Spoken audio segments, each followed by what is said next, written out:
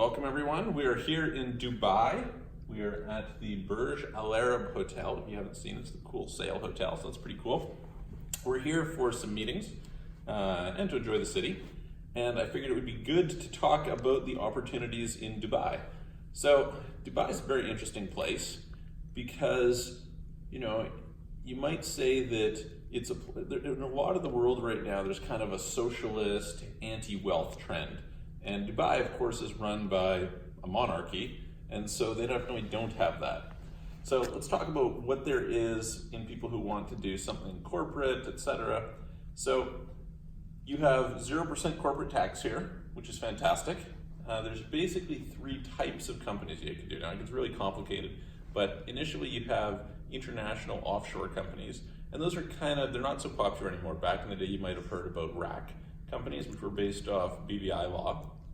So kind of similar to a BVI company, but much more expensive. Then there's free zone companies, and then there's local companies. And usually you're talking about a free zone company if you're talking about coming here at this point in time. Now the reason historically you would use a RAC company because it was cheaper, easier to set up, things like this, less requirements. But the problem was that banking, as with many things, got quite difficult. And so in order to get a bank account opened, it's best to have a free zone company at this point in time. The reason people traditionally haven't come to Dubai as compared to a bunch of other places is it's a bit more expensive. So very often you're talking about spending 10 grand, maybe more, to get set up here. It varies a lot, so there's many free zones, over 30. And as a result, you need to kind of pick and choose which one's best. Some of them have very low requirements, some have high requirements. Some you're gonna pay $20,000 or more. They have different requirements in terms of what you need in terms of staff and office space and things like this. So for example, if you were to pick Dubai Media City, you're gonna find that that's a very progressive, well-branded area, but it's also more expensive. It also has more requirements, things like this. Whereas you can pick some others which are much cheaper. And you kind of have to look at it from the perspective of the ones that are better branded are gonna usually always have better opportunities when it comes to local banking. And the other ones that are cheaper are typically gonna have less opportunities when it comes to local banking. But on the other hand, it's cheaper. Now, when you go with an international company, an offshore company, you don't have a requirement of residency here.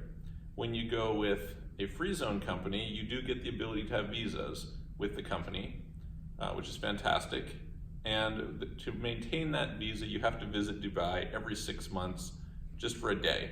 So, some people will get it and they find it's no problem to return here. For people who want to live here, it's great. And we'll do another video about what it's like to live here a little bit afterwards.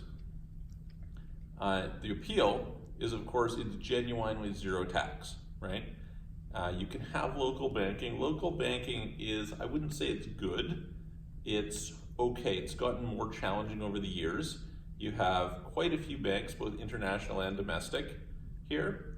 So Emirates NDB, as an example, is probably one of the better known ones, but there's also foreign banks here. You can, of course, bank outside of the country. You can bank somewhere else if you'd like. However, as it gets harder and harder to bank outside of the country where you're formed, it becomes more attractive to be here. And as a result, when a lot of the places started to close up, the places like British Virgin Islands, Anguilla, Nevis, Cook Islands, Bahamas, etc., as all those places have become more difficult to have offshore companies with banking and therefore less attractive, Emirates, which was formerly more expensive, has become more attractive. So anyway, it gives you some idea. I think that for people who want to come and live here, it's great.